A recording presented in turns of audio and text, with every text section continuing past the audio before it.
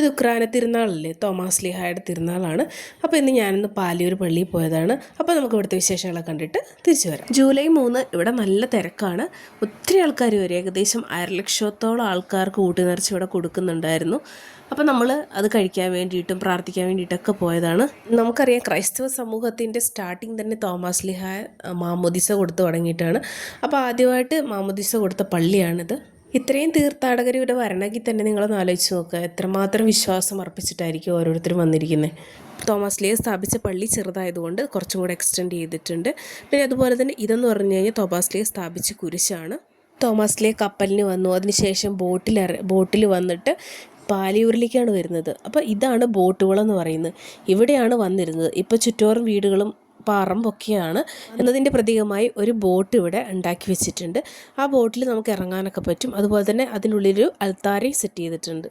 ക്രൈസ്തവ സമൂഹത്തിൻ്റെ പാരമ്പര്യം കാത്തു സൂക്ഷിക്കാൻ വേണ്ടിയിട്ട് ഈ പള്ളിയോട് ചേർന്നിരിക്കുന്ന പരിസരമൊക്കെ ചെറുതായിട്ട് റിനോവേഷൻ വർക്കൊക്കെ ചെയ്ത് അങ്ങനെ തന്നെ സൂക്ഷിക്കാൻ വേണ്ടി ശ്രമിക്കാറുണ്ട്. ഇത് പഴയ കാലത്തുണ്ടായിരുന്നൊരു ഊട്ടുശാലയാണ്. അതിൻ്റെ സാന്തവും ഊട്ടുശാല എന്നാണ് അതിൻ്റെ പേര് തന്നെ. ഇത് നമുക്ക് തളിയക്കുളത്തിൽ പോകുമ്പോൾ കാണാൻ പറ്റുന്ന അതിമനോഹരമായിട്ടൊരു കാഴ്ചയാണ്. ഞാൻ ആദ്യമായിട്ടാണ് ഇവിടെ വരുന്നത്. ഞാൻ ഇതിനു മുമ്പൊന്നും ഇവിടെ വന്നിട്ടില്ല. ഫസ്റ്റ് ടൈം ആയതുകൊണ്ട് തന്നെ എനിക്ക് ഭയങ്കര എക്സൈറ്റ്മെൻ്റ് ആയിരുന്നു. കാരണം നമ്മൾ പാരമ്പര്യമായിട്ട് നമ്മൾ പഠിച്ചിട്ടുണ്ട്, നമ്മൾ കാറ്റഗിസം പഠിക്കുമ്പോഴൊക്കെ പഠിച്ചിട്ടുള്ള കാര്യങ്ങളാണ്. പക്ഷേ ഇതൊന്നും കാണാൻ വേണ്ടി പറ്റിയിട്ടുണ്ടായിരുന്നില്ല. എന്തായാലും കണ്ടു കഴിഞ്ഞപ്പോൾ വളരെ സന്തോഷമായി. തളിയക്കുളത്തിലേക്ക് ഇത് പഴയ കാലത്തൊന്നും ഇങ്ങനെ ഉണ്ടായിരുന്നില്ല. പക്ഷേ ഇപ്പോൾ ആൾക്കാരൊക്കെ വന്നതുകൊണ്ടും വരുന്നതുകൊണ്ടും ഒത്തിരി റിനോവേഷൻ വർക്ക് ചെയ്ത് അതിമനോഹരമാക്കി തീർത്തിയിട്ടുണ്ട്. തളിയക്കുളത്തിൽ ആൾക്കാർ കുളിക്കാനും അതുപോലെ തന്നെ മാമോദിസ മുക്കാനൊക്കെ വരുന്ന സ്ഥലമാണ്. മക്കളുണ്ടാവാത്തവരും അതുപോലെ തന്നെ പല സാഹചര്യത്തിൽപ്പെട്ടവരൊക്കെ പ്രാർത്ഥിക്കാനും അസുഖം വന്നിട്ടുള്ളവരൊക്കെ ഇവിടെ വന്ന് പ്രാർത്ഥിക്കുന്നൊക്കെയാണ് കേട്ടോ. അപ്പോൾ അവർ വിശ്വാസത്തോടെ വരുന്ന കാര്യങ്ങളാണ്, വിശ്വാസത്തോടെ ചെയ്യുന്ന കാര്യങ്ങളാണ് ഓരോന്നും. അതിങ്ങനെ പാരമ്പര്യമായിട്ട് കാത്തു സൂക്ഷിക്കുക എന്ന് പറയുന്നത് തന്നെ വലിയ കാര്യമല്ലേ. അപ്പം ഒത്തിരി ആൾക്കാർ പല സ്ഥലങ്ങളിൽ നിന്നുള്ള ആൾക്കാർ ഇവിടെ കാണാൻ വേണ്ടി പറ്റി. ഞാനിവിടെ ആദ്യമായിട്ട് വരുന്നതുകൊണ്ട് തന്നെ ആദ്യമായിട്ടാണ് തളിയക്കുളത്തിൽ ഇറങ്ങുന്നതും. എല്ലാവരും അസുഖം മാറാനൊക്കെ ഈ കുളത്തിലൊക്കെ വന്നിട്ട് പ്രാർത്ഥിക്കാറുണ്ടെന്ന് ഞാൻ കേട്ടിട്ടുണ്ട്.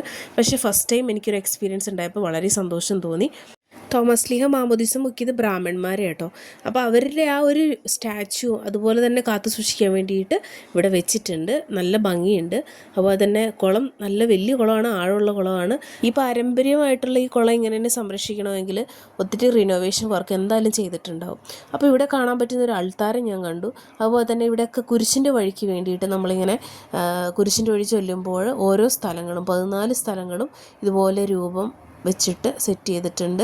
ആദ്യം ഇവിടെ ഫുള്ള് കാടൊക്കെ ആയിരുന്നു എന്നാണ് പറയണത് കേട്ടത്. അപ്പോൾ ഇപ്പോൾ അവിടെ വലിയ കുഴപ്പമില്ലാത്ത രീതിയിൽ എന്നാൽ നല്ല രസത്തിൽ ഉണ്ടാക്കി വെച്ചിട്ടുണ്ട്. പിന്നെ നമ്മുടെ തോമസ് ലീഹ മരിച്ച് നമുക്കറിയാം പുറകിൽ നിന്ന് കുന്തം കൊണ്ട് കൊത്തിയിട്ടാണ് മരണപ്പെടുന്നത്.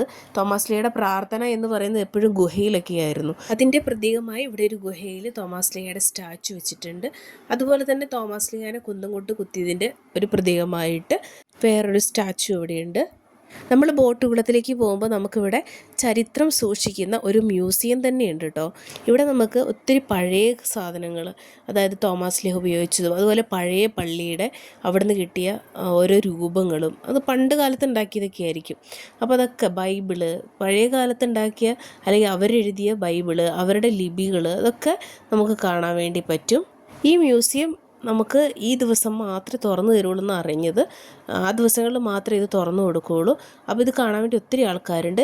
ഈ കാണുന്നതൊക്കെ പഴയ കാലത്തെ മെഴുകുതിരി സ്റ്റാൻഡാണ് കേട്ടോ. ഇന്നത്തെ മെഴുകുതിരി സ്റ്റാൻഡും അന്നത്തെ മെഴുകുതിരി സ്റ്റാൻഡും വെച്ചിട്ട് എന്തോരം വ്യത്യാസങ്ങളുണ്ട്. അതുപോലെ അന്ന് ഉപയോഗിച്ച തോമസ് ലീഹ ഉപയോഗിച്ചതും അതുപോലെ തന്നെ പഴയ കാലത്ത് ഉപയോഗിച്ചുകൊണ്ടിരുന്ന കുർബാന ചൊല്ലാൻ ഉപയോഗിച്ചിരുന്ന കസേര, അന്നത്തെ കാലത്ത് ബാൻഡ് സെറ്റിന് വേണ്ടി ഉപയോഗിച്ചുകൊണ്ടിരുന്ന ഓരോ ഇൻസ്ട്രുമെൻറ്റ്സ്. ഇവിടെ ഒത്തിരി പഴയ കാലത്ത് ഉണ്ടായിരുന്ന മാതാവിൻ്റെ ഒരു സ്റ്റാച്ചു ഉണ്ട്. അരളിക്ക് സൂക്ഷിക്കുന്ന സാധനമുണ്ട്. അതുപോലെ തന്നെ ഇത് പഴയ കാലത്ത് തിരുവോസ്തി ഉണ്ടാക്കാൻ വേണ്ടിയിട്ട് ഉപയോഗിക്കുന്ന അച്ചാട്ടോ. അതുപോലെ ചുങ്കം പിരിക്കാൻ വേണ്ടിയിട്ട് ഉപയോഗിക്കുന്ന ഒരു ഇൻസ്ട്രുമെൻ്റാണിത്. ഇതിൻ്റെ പേരൊന്നും അറിയില്ല. പണ്ട് കാലത്ത് മരത്തിൽ കൊത്തിയെടുത്ത ആനയുടെ ശില്പം. അതുപോലെ തന്നെ അന്ന് ഉപയോഗിച്ചുകൊണ്ടിരുന്നൊരു ടെക്സാസ് സ്റ്റാൻഡാണിത്. ഇതിൻ്റെ വെറൈറ്റി നമുക്ക് കാണാൻ വേണ്ടി പറ്റി. ഇതൊക്കെ പഴയ കാലത്ത് മരത്തിനെ കൊണ്ട് ഉണ്ടാക്കിയിരിക്കുന്നത് കേട്ടോ. പണ്ടത്തെ താളിയോലകൾ, അന്ന് ഉപയോഗിച്ചിരുന്ന വിളക്കുകളാട്ടോ ഇതൊക്കെ, വെറൈറ്റി വിളക്കുകളെ. അന്നത്തെ കാലത്ത് ശവസംസ്കാരത്തിന് ഉപയോഗിച്ചിരുന്ന കല്ലുകളാട്ടോ, ഇതിനെ തൊപ്പിക്കല്ലെന്ന് പറയും കേട്ടോ. ചെങ്കല്ല് അതൊക്കെ വെച്ചിട്ടാണ് അന്ന് ശവസംസ്കാരം ചെയ്തുകൊണ്ടിരുന്നത്. ഗ്രാനൈറ്റ് ആയിട്ടൊക്കെ ഉപയോഗിക്കുന്നതായിരുന്നേ.